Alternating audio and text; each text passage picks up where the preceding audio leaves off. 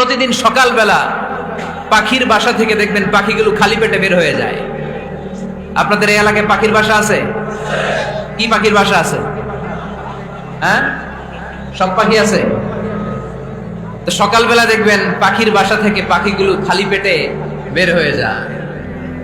বিকেল বেলায় পাখিগুলোর ওদর ফুর্তি করে, পেট ভর্তি করে আবার পাখির নিড়ে ফিরিয়ে দেয় কে? কারণ পাখিগুলো তাওয়াক্কুল করেছে কার উপর? পাখিগুলো তাওয়াক্কুল করে যদি পাখির নিড়েই বসে থাকতো, ওদের পেটে খাবার আসতো? কথা বলেন। বিশ্বনবী এটাই বললেন, তাকদু খিমাসান ওয়া তারুহু বিতানান। তোমরা যদি পাখির মতো তাওয়াক্কুল করো, মানে আল্লাহর উপর তাওয়াক্কুল করে জমিনে বের হয়ে যাও, তোমাদেরও রিজিকের দায়িত্ব নিয়ে নিবে কে? সকালবেলা প্রতিটা পাখি না খেয়ে বের হয়ে যায়। একটা পাখির পেটের ভেতরে কোনো দানা পানি নাই, কিন্তু আল্লাহর উপর তাওয়াক্কুল করে পাখিগুলো যখন বের হয়ে যায়, বিকেল বেলা পেট ভর্তি করে, ওদর ভর্তি করে আবার পাখির নিরে পাখিগুলোরে ফিরিয়ে দেয় কে? পাখিগুলোকে আমাদের মতো খাবার জমা করে রাখতে পারে? আমরা তো 7 দিনের বাজার একবারে করে ফ্রিজে রাখি। পাখিদের ফ্রিজ আছে না? আছে। আমাদের অতিরিক্ত টাকা হলে আমরা ব্যাংকে ব্যালেন্স করে রাখতে পারি, অ্যাকাউন্ট করে রাখতে পারি। পাখিরাও তো অ্যাকাউন্ট করে রাখে না? না, প্রতিদিন না খেয়ে বের হয়। কালকে ওই পাখিটা কি খাবে, কোন জায়গা থেকে তার রিজিকের ব্যবস্থা হবে, আল্লাহ ছাড়া কেউ জানে। এটার নাম তাওয়াক্কুল। এটার নাম কি? আমাদের সাধ্যের, আমাদের ক্যাপাসিটি, আমাদের ক্যাপাবিলিটির সবটুকু করে আমরা তাওয়াক্কুল করি একজনের উপর। চিল্লায় বলেন তিনি কে? এজন্য ইসলাম আমাদেরকে শিখায়, সালাত যখন শেষ, বের হয়ে যাও, কাজে নেমে পড়ো। কাজে কোনো লজ্জা নাই, পরিশ্রমে কোনো লজ্জা আছে? যিনি রিক্সা চালায় এতে তার কোনো লজ্জা আছে? দিনমজুর, কুলি, ঠেলা গাড়ি চালায়, ছোট্ট ব্যবসা করে, এতে কোনো লজ্জা আছে? লজ্জা নাই। খেয়াল রাখবেন, লজ্জা হচ্ছে অলসতায়। লজ্জা কিসে? বিষ্ণু ঈসা ইসলাম বলেছেন, মা আকালা আহাদুন তাআমান কাত্তু খায়রুম মিন আইয়াকুলা মিন আমালি ইয়াদি। নিজ হাতে উপার্জিত খাবারের চেয়ে, অর্থের চেয়ে শ্রেষ্ঠ খাবার পৃথিবীর কোন মানুষ কোনোদিন ভক্ষণ করে নাই। চিল্লায় এখন সুবহানাল্লাহ। শ্রেষ্ঠতম খাবার নিজ হাতে উপার্জিত খাবার। ঘাম জড়িয়ে যে অর্থ উপার্জন করা হয়, যে ইনকাম করা হয়, এটা হালাল। আর হালাল খেয়ে দোয়া করলে কবুল করে কে? এজন্য খেটে খাওয়া মানুষ, শ্রমজীবী মানুষ আর মেহনতি মানুষদেরকে বিশ্বনবী খুব ভালোবাসতেন। তারা বিশ্বনবীর বন্ধু, আর বিশ্বনবী ছিল তাদের বন্ধু। সুবহানাল্লাহ পড়েন। এত ভালোবাসতেন বিশ্বনবী খেটে খাওয়ার মেহনতি মানুষদেরকে। সব সময় বিষ্ণু ইসলাম তাদের জন্য দোয়া করতেন। এজন্য যারা খেটে খায় তারা কপালওয়ালা, তারা মুস্তাজাবুদ দাওয়া। তারা কি? মুস্তাজাবুদ দাওয়া মানে এমন ব্যক্তি, যে ব্যক্তি দোয়া করতে দেরি হয় কিন্তু দোয়া কবুল হতে দেরি হয় না। আপনারা এখানে ব্যবসা করেন কে কে? দেখি তো, হাত তুলেন তো। ব্যবসা, মাশাআল্লাহ, অনেক ব্যবসায়ী আছে তো দেখি। আচ্ছা, হাত নামান।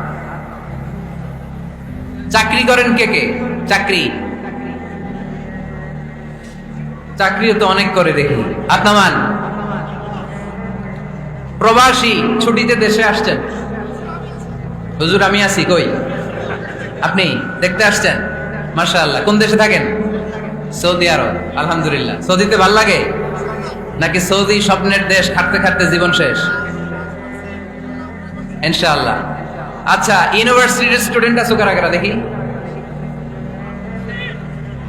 মাশাআল্লাহ, হাত নামাও। ক্লাস 5 থেকে ইন্টারমিডিয়েট পর্যন্ত পড়াশোনা করতেছো, অথবা দাখিল আলিম পর্যন্ত, কারা কারা দেখি? মাশাআল্লাহ, হাত নামাও, হাত নামাও।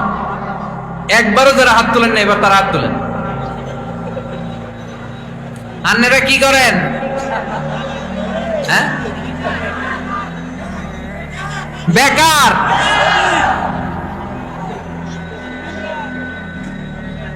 বাংলাদেশে চাকরির বাজার খুব মন্দা, ঠিক কিনা?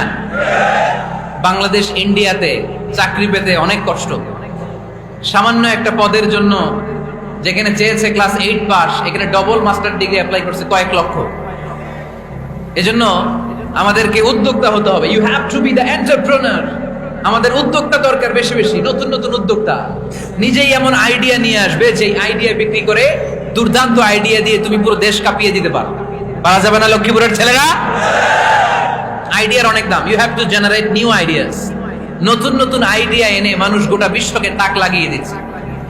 এই যে গত কয়েক বছর আগে কারের একটা রাইড চালু হয়েছে, নাম হয়েছে উবার। কি নাম? ঢাকায় যারা চলাফেরা করেন তারা হয়তো চড়েছেন, উবারের নাম শুনছেন না? এই উবার কোম্পানি কি করে জানেন? নিজেদের ব্যবসা নাই, পুঁজি নাই, পাত্তি নাই, অফিস নাই, কিচ্ছু নাই, কোটি কোটি টাকা হাতায় নিচ্ছে, just idea, just they are generating new ideas. নতুন নতুন আইডিয়া দিয়ে গোটা বিশ্ব কাঁপিয়ে নিয়েছে একটা মোবাইল অ্যাপসের মাধ্যমে। কিসের মাধ্যমে? Mobile apps.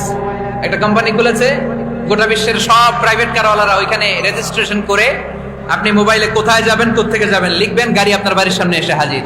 তার একটা পার্সেন্টেজ ওই উবার কোম্পানি পায়। ইউনাইটেড স্টেটস অফ আমেরিকার একটা স্টেট আছে সান ফ্রান্সিসকো, ওইখান থেকে শুরু করছে। 775টা সিটিতে ওদের অপারেশন আছে। বাংলাদেশে ঢাকাতেও আছে, আমি মালয়েশিয়াতে থাকি, ওখানেও আছে, ওখানেও আমরা চড়ি। প্রায় 63টা দেশে ওদের কাজ বাজ আছে। গত বছরে 2018 সালে ওদের প্রফিট ছিল, রেভিনিউ ছিল 11.27 billion US dollar, 11.27 US billion dollar. Just they are selling their ideas. নতুন নতুন আইডিয়া দিয়ে গোটা বিশ্ব কাঁপাচ্ছে। এই উবার যখন চালু হলো, আমি তখন মালয়েশিয়ায়, শুনলাম বাংলাদেশে নতুন আর একটা বাইর হইছে, পাঠাও। কি নাম? এটা বোধহয় সারা বাংলাদেশ ব্যাপী হয় নাই, 3টা জায়গায়, সিলেটে, চট্টগ্রামে আর ঢাকায়। এরা আরো চালাক। বাংলাদেশের ছেলেপেলেদের মাথায় চিকন চিকন অনেক বুদ্ধি। এরা ভাবলো এই উবার দিয়ে আর আমরা কত আগাবো, আমাদের গাড়ি আরো ছোট করতে হবে। এরা মোটরসাইকেল রাইড দেওয়া শুরু করছে। জ্যামের শহর ঢাকা, চিপা চাপা দিয়া এরা আপনারা নিয়ে জায়গা মতো পৌঁছায় দেবে। তো এই যে উবারের পরে আমাদের ছেলেরা বানাইলো পাঠাও। এরপরে কত কিছু বানাচ্ছে ছেলেপেলেরা, আমি তো এগুলো দেখে অবাক। রকমারি.com নাম শুনছো? বিক্রয়.com নাম শুনছো? ঘরে বসে বসে কোটি কোটি টাকা হাতিয়ে নিচ্ছে তারা, just they are selling their ideas. যেহেতু আমাদের চাকরি কম, ওই চাকরির বাজারে আমরা লাইন দিতে চাই না, আমাদের মেধাকে খাটিয়ে খাটিয়ে আমরা নতুন তরুণ উদ্যোক্তা বানাতে চাই। চিল্লায় বলো ঠিক কিনা? উদ্যোক্তা যত বাড়বে ততই দেশের কল্যাণ হবে। মানুষ তাদের আইডিয়াকে কাজে লাগিয়ে গোটা বিশ্বকে তাক লাগিয়ে দিচ্ছে। আমরা আমাদের সমতল ভূমিতে চাষ করতে চাই না। মালয়েশিয়াতে একটা এলাকা আছে ক্যামেরুন হাইল্যান্ড, ওরা পাহাড়ের মধ্যে চাষাবাদ করে গোটা মালয়েশিয়ার খাদ্যদ্রব্যের অভাবকে মুক্ত করে দিয়েছে। পাহাড়ের মধ্যে ওখানে ফুলের বাগান, ক্যামেরুন হাইল্যান্ড প্রায় 6000 ফিট উঁচু, প্রচন্ড ঠান্ডা। এই ঠান্ডা পাহাড়ি হিল ট্রাক্স এরিয়াতে মালয়েশিয়ার এই ক্যামেরুন হাইল্যান্ডে ওখানে আছে ফুলের বাগান, আছে ফলের বাগান, আছে চায়ের বাগান, ওখানে মধুর চাষ হয়, ওখানে শাকসবজি চাষ হয়, ওখানে অনেক কিছু চাষাবাদ হয়। ওই ফলমূল শাকসবজি দিয়ে গোটা মালয়েশিয়ার 14টা স্টেটে যত শাক সবজি ফলমূল লাগবে ওরা আঞ্জাম দেয়। আর আমরা আমাদের সমতল ভূমিতে চাষ করতে চাই না। আমরা চাষাবাদকে খুব লজ্জা মনে করি, এটা ভুল আইডিয়া। আমাদের যে এলাকা যে জিনিসের জন্য বিখ্যাত ওইটাকে আমাদের ব্র্যান্ডিং করতে হবে। লক্ষ্মীপুর কিসের জন্য বিখ্যাত? নারিকেল সুপারি। নারিকেল সুপারি যে পৃথিবীর কত মানুষ, ইন্দোনেশিয়ান লোকেরা মুড়ির মতো খায় নারিকেল আর সুপারি। তো এইটারে আমাদের ব্র্যান্ডিং করতে হবে। যেই দেশে যেটা আছে, যে এলাকা যেই পণ্যের জন্য বিখ্যাত, ওইটা আমাদের ব্র্যান্ডিং করতে হবে। আমাদের আদমজির জুট মিল বন্ধ না, ভাওয়ানি জুট মিল বন্ধ। আমাদের পাট শিল্পকে ধ্বংস করে দিয়ে ইন্ডিয়া এখন ওই কটনের পাঞ্জাবি বানায়, জুট কটনের পাঞ্জাবি আছে না নাই? পুরা বাংলাদেশের মার্কেট এই জুট কটনের পাঞ্জাবি দিয়ে সয়লাভ। আমাদের বাংলাদেশের পাট দিয়ে যদি আমরা মিহি পাঞ্জাবি বানাতে পারতাম, গোটা বিশ্বকে, বিশ্ব বাজারকে আমরা দখল করে নিতে পারতাম, ঠিক কিনা? এজন্য আমাদেরকে নতুন নতুন আইডিয়া জেনারেট করতে হবে। চাকরির পিছনে বসে থাকলে চলবে না।